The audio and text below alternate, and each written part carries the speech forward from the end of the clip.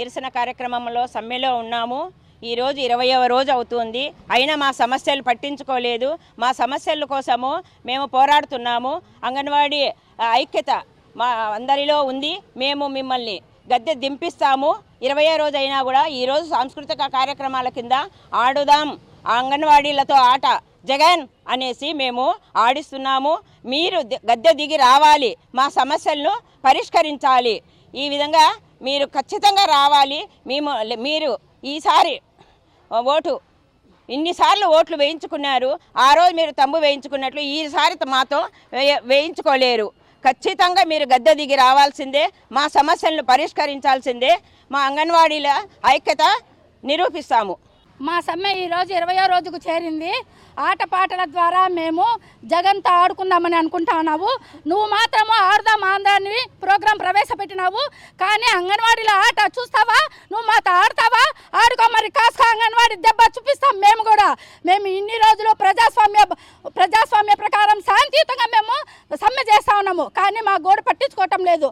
ఆడబిడ్డలమందరము కడుపులు నిండుగా రోడ్డుకి ఎక్కితే కూడా మా గోడు వినిపించుకోలేదు. ఏమన్నా అంటే జగన్కి ఈ విషయం తెలియదు అంటారు. ఎందుకు తెలియదు నీకు? జగన్ నీకు 15 రోజుల ముందు మేము సమ్మె నోటీస్ ఇస్తే నీకు తెలియదని బొత్స ఎట్లా అంటాడు? అసలు గ్రాడ్యుటీ మాకు అమలు చేయ సుప్రీంకోర్టు తీర్పు ప్రకారం అంటే ఆర్డర్ తెచ్చుకోమంటాడు. గ్రాడ్యుటీ చట్టాన్ని అనుసరించి సెక్షన్ 1(3)(c) ప్రకారము గ్రాడ్యుటీ అనేది ఉపాధ్యాయులకు ఎస్టాబ్లిష్మెంట్ చేసినారు. దాంట్లో 72 పేజీలలో తీర్పు ఇచ్చింది సుప్రీంకోర్టు. ఏమని?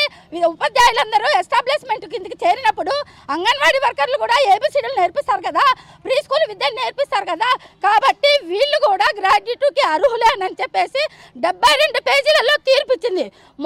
నిన్న ఎవరు ఆమె? బండి పుణ్యశీల అంట. ఆమె అంటుంది మమ్మల్ని పట్టుకొని ఏమంటుంది? ప్రతిపక్షాలకు ప్రలోభపడి వీళ్ళు ధర్నా సమ్మె చేస్తా ఉన్నారని.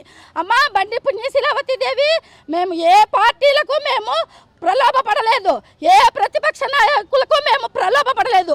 మా కడుపులు నిండగా మేము రోడ్డు మీదకి వచ్చినాము. ఎక్కడ మేము తెలంగాణలో ఇచ్చినారు కదా, మేము 1000 పెంచినాం కదా అంటాను. అమ్మా నువ్వు ఇచ్చేటప్పుడు ఏమని వాగ్దానం ఇచ్చినాడు జగన్? పక్క రాష్ట్రం కంటే 1000 రూపాయలు ఇస్తాను అన్నాడు. 10,500 నింది 1000 రూపాయలు పెంచినాడు, 11,500 అయింది. సరే 13,600 అయిందమ్మా. ఆయన ఇచ్చిన మాటకి అర్థమేమి? పక్క రాష్ట్రం కంటే 1000 రూపాయలు ఎక్కువ ఇస్తామన్నాడు. అందుకనే మేము మాకు పెంచవయ్యా అని మేము రోడ్లకు ఎక్కినాము. పోయిన ప్రభుత్వంలో డే అండ్ నైట్ రోడ్ల మీద ఉన్నారన్నారు. మేము పోయిన ప్రభుత్వంలో ఇన్ని రోజులు సమ్మె చేయలే తల్లి. ఏదో 6 రోజులు 7 రోజులు అంతవరకే. కానీ 20 రోజులు రోడ్డు మీదకి ఎక్కిన చరిత్ర మీ జగన్ పాలనలోనే ఉందమ్మా.